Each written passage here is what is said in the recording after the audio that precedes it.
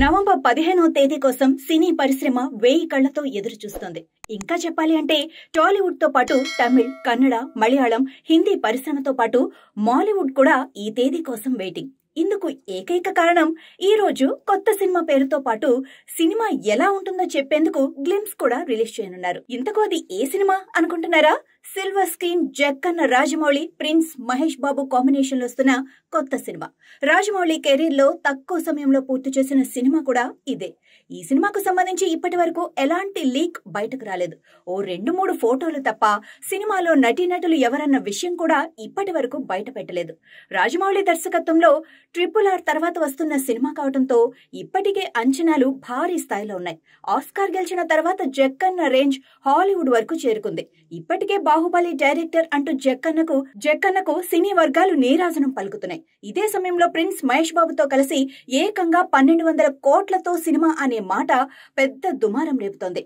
Magadheera, Baahubali, RRR మాదిరిగా పాత కథే ఎన్నుకుంటారా, లేక ప్రస్తుత కాలమాన పరిస్థితులకు అనుగుణంగా కొత్త తరాన్ని దృష్టిలో పెట్టుకున్న కథ అన్న ప్రశ్న కూడా వినిపిస్తోంది.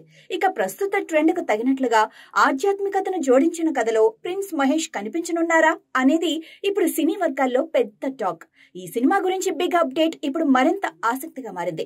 ఈ నెల 15న హైదరాబాద్ రామోజీ ఫిలిం సిటీలో సినిమా పేరు, నటీనటుల వివరాలు బయటకు రానున్నాయి. జక్కన్న అంటేనే మార్కెటింగ్ కింగ్. నిజానికి ఈ సినిమా గురించి ఇప్పటి వరకు ఎలాంటి లీకులు లేకుండా చాలా జాగ్రత్తలు తీసుకున్నారు. కానీ ఈ సినిమా రిలీజ్ ఎప్పుడనేది తెలియకపోయినా పబ్లిసిటీని మాత్రం ఇప్పటి నుంచే ప్రారంభించారు. జియో హాట్స్టార్ ద్వారా ఈ సినిమాకు సంబంధించిన తొలి ఫంక్షన్ ను లైవ్ టెలికాస్ట్ చేయనున్నారు. ఈ విషయాన్ని జియో అధికారికంగా ప్రకటించింది. ఇక ఈ వేడుకకు జేమ్స్ కెమెరూన్ వంటి హాలీవుడ్ ప్రముఖులు వస్తారన్న మాట కూడా వినిపిస్తోంది. దీంతో ఈ వేడుక కోసం సినీ ప్రముఖులు ఎదురు చూస్తున్నారు. ఇక ఈ సినిమాకు సంబంధించి 2-3 టైటిల్స్ ఇప్పుడు సోషల్ మీడియాలో ట్రోల్ అవుతున్నాయి. వారణాసి, త్రిశూల్, జై హింద్ అనే టైటిల్స్ ఇప్పుడు సోషల్ మీడియాలో వినిపిస్తున్నాయి. మరి జక్కన్న ఏ టైటిల్ పెట్టారో తెలియాలంటే మరో 10 రోజులు ఆగాల్సిందే.